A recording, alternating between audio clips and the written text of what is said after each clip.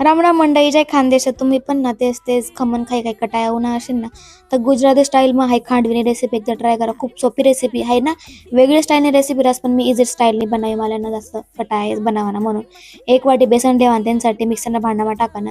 अर्धी वाटी दही लेवा आणि त्यांना आहे ना मिरची, अद्रक, हळद टाकाने, मीठ टाकानं स्वादनुसार, पाणी घालानं 1 वाटी आणि मस्त फिरायला लेवाना मिक्सरमा है ना.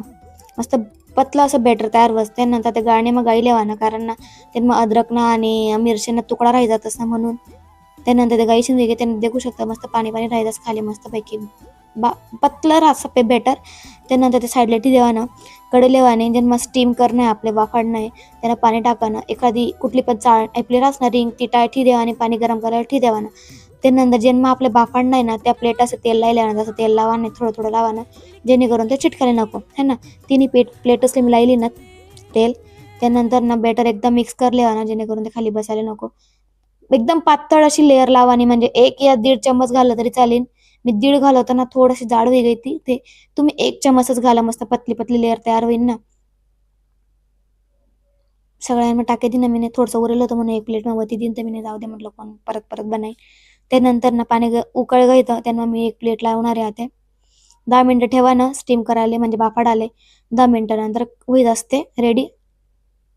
10 मिनटानंतर वही जायला बघू शकतास एकदम छान.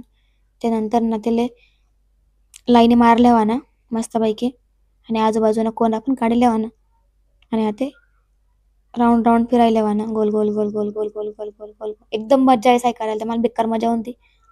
अशा प्रकारे सगळं काढी लेवाना.